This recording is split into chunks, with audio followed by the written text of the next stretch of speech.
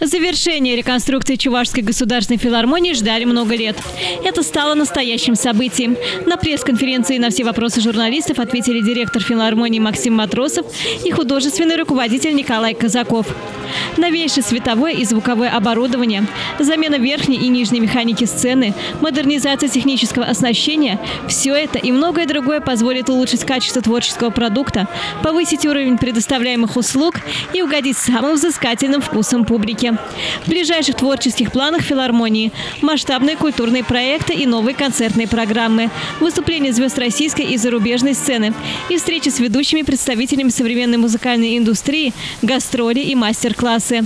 Теперь сцена филармонии подходит для этого.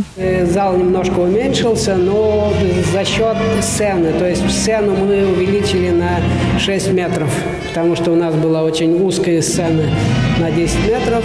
Сейчас тут можно показывать не только концерты, но и, я думаю, спектакли ведущих театров России. Кто захочет к нам приехать, все условия для этого есть. Кроме того, в обновленной филармонии теперь есть звукозаписывающая студия с самой современной аппаратурой.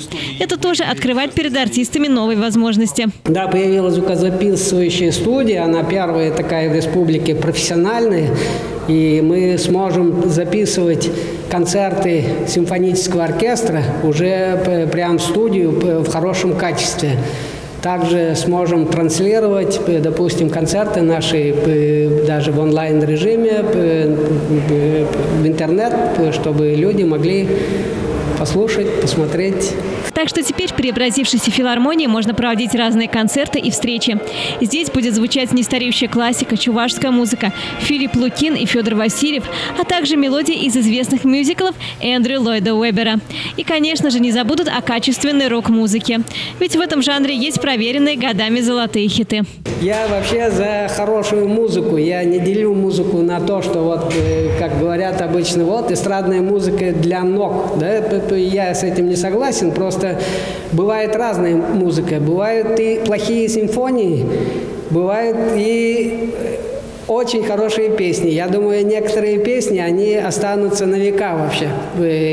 И некоторые симфонии могут тоже пропасть. Поэтому тут дело именно в качестве. И хочется, чтобы в филармонии звучала качественная музыка, в том числе и рок-музыка. Вот мы пишем, говорим, рок-опера «Нарспид». Мне хочется, чтобы на нашей сцене звучало в каком-то уже в новом качестве, потому что сцена дает новые возможности. А первым выступит на сцене филармонии после реконструкции концертно-духовой оркестр города Чебоксары под руководством Владимира Петрова. Музыканты презентуют новую концертную программу «Нам-25». Прозвучат песни из кинофильмов, чувашские эстрадные композиции, шлягеры и фрагменты из мюзиклов. Будут в этот вечер и специальные гости. На сегодня это единственный профессиональный духовой коллектив в Чувашии.